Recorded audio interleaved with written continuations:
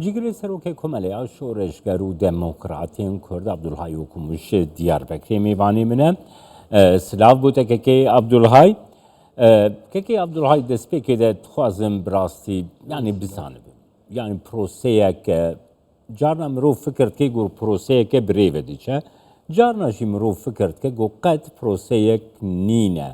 tu çawa di nirxînê kekê Abdulhay Niha bêguman ev pêvajoya ku dimeşe bê proseyekî meşandina wî nemimkün e. Belê Lê proseyekî çawa dimeşe em ji ber ku di ceribandinên 2013 da ew pêvajoya çareseriyê ku dihat binavkirin ceribandinekî awa heye hêviyên civakê di vî warî de hinekî diguherin. Bes vê carê bi awayekî cuda hat meşandin û bi taybet jî li ser zixtên hêzên emperyal hat meşandin û li ser mesela Rojava ye, mesela ji bonî Bakur nîne. Bi taybet mesela Rojava de hêzên emperyal prosesa ku di Rojava dimeşînin û PKK li wê derê di çalekiyên xwe bi sekna xwe di gelek wara da êdî ji bonî Türkiye jî li wê derê bi hinceta PKK'ye li wê derê dibû asteng di vî warî da hêzên emperyal bi rastî Türkiye'ye îkna kirin di mesela Rojava da anîne ciyekî lê li ser ruxandina PKK'ye jî li hev kirine. û di vî warî da PKK'ye re hat axaftin belê dengekî pir zêde tê ji ber wî ez piştî ku mesela Rojava da ku Türkiye û hêzên emperyal hatine astekî ku em niha nizanin di kîja warî de hatine wê astê li ser PKK bi PKK'ye re jî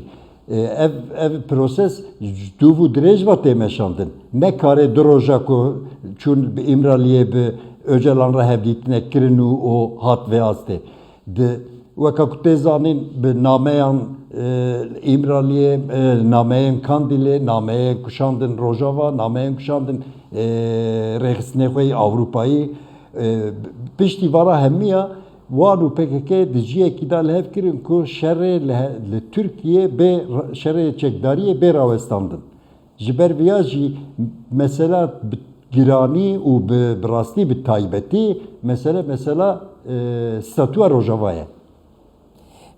Kekê Abdulhay niha yani proseya hilweşandina PKK yani ev mijar niha mijareke serekeye ku li ser tê rawestandin. Yani karê duwê mijarê de sekna Abdullah Öcalan û sekna PKK yan beşek ji PKK cuda bê ji hev û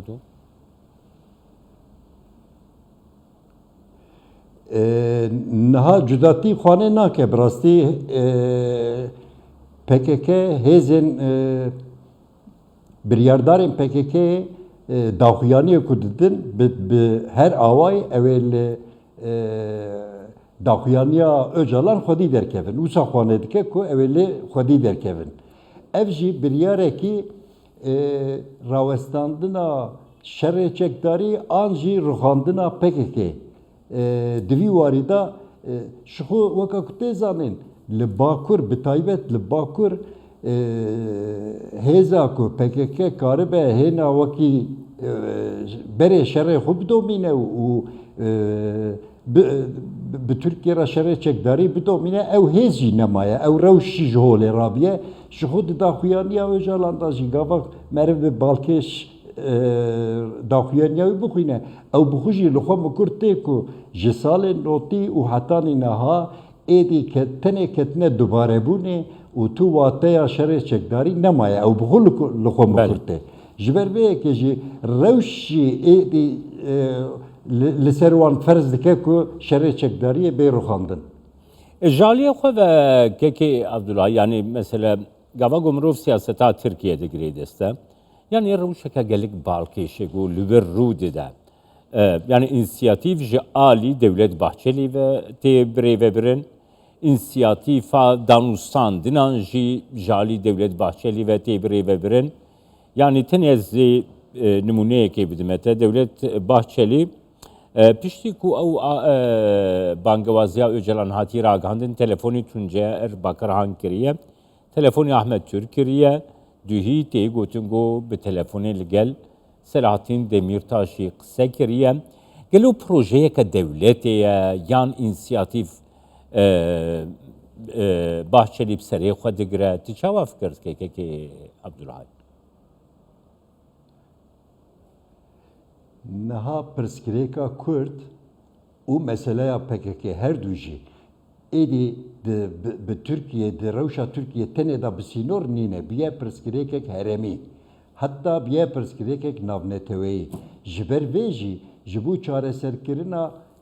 rawestandina şerê çekdarê jî ji bo rûxandina PKK'yê jî ji bo çareserkirina pirsgirêka Kurd jî ji kîja alî da em lê binêrin mesele êdî ji qama partiyên siyasî an şexsiyetên fîgurên siyasî ji qama wan bihûriye biye meseleyekî navneteweyî di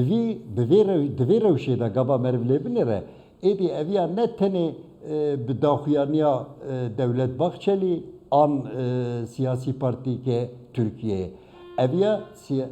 êdî bûye prosesekî devleta Tirkiye lê Devlet Bahçeli di vî warî de ji bo partiya herî nijadperestî Tirkiyeyê bi balkêşiyê eviya tişekî balkêş e bi wê gava ku vê prosesê birêve bibin çareserkirina wî hinkî ji wan re hêsantir dibe lê proses êdî bûye prosesa dewletê jî ne ya siyasî partiya tenê ye خودی دەرکەتنا کوردات چاوا دنرخینێ کێکی عەبدولهای bi taybetî jî خودی دەرکەتنا ji Başûrê Kurdistanê ya Cenabê Serok Barzanî ve Serokê Herêma Kurdistanê Serok Wezîrê Herêma Kurdistanê ve tu çawa dinirxîne niha rûxandina şerê çekdarî an rûxandina PKK bêguman li çar perçê Kurdistanê ew ê li gorî berjewendiyên gelê Kurd be. Êkek Mesûd jî Birêz Nêçîrvan Barzanî jî bi neteweperweriyekî Kurd tevgeriyane hetanê niha û hê jî bi wî nêrînê tev digerin. Ev şerên çekdariya ya jî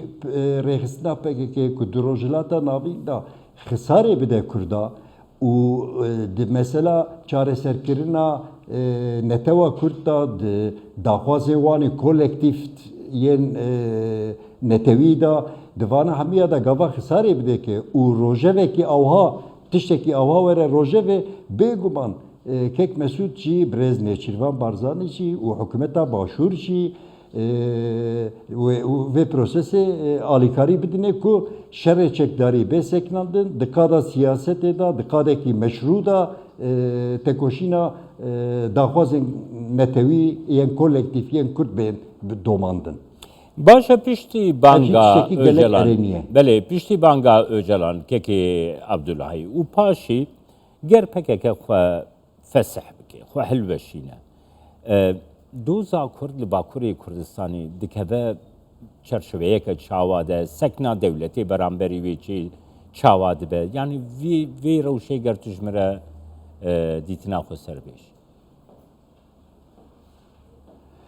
Niha devlet bêguman ji borî ku hilbijêrê xwe û raya giştiyê xwe û nijadperestê xwe jî karibe konsolîde bike di vî warî da peyamê wê hemî li ser têkçûna PKK ne û ew dibin PKK têkçû êdî mesela pirsgirêka Kurd çareser bûye û pirsgirêkekî awha êdî nemaye di vî warî da peyamê xwe didin lê di pişt perdê da bêguman êdî ew jî dizanin ku li Tirkiye ger daxwazên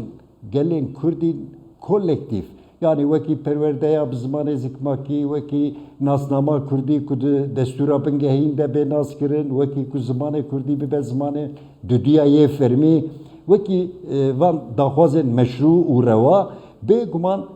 lê di serî da beriya vana bi rastî di serî da girtîgehan ew kesên ku ji ber meselên siyasî û fikrî û ramanî di girtîgehan dane di serî da wekek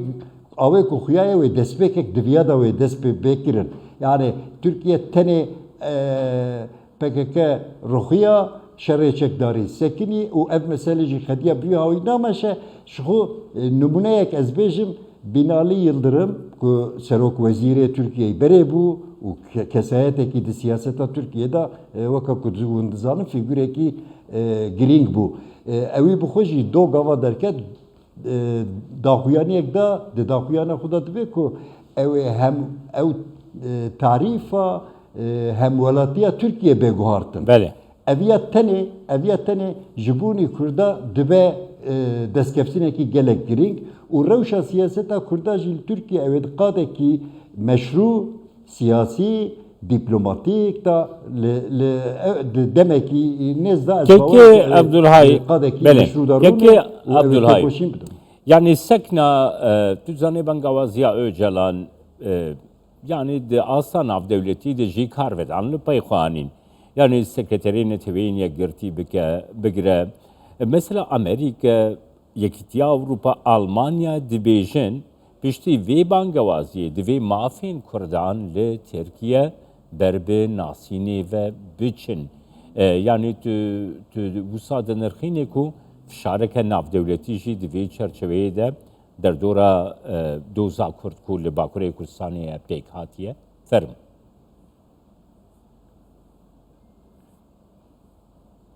Bêguman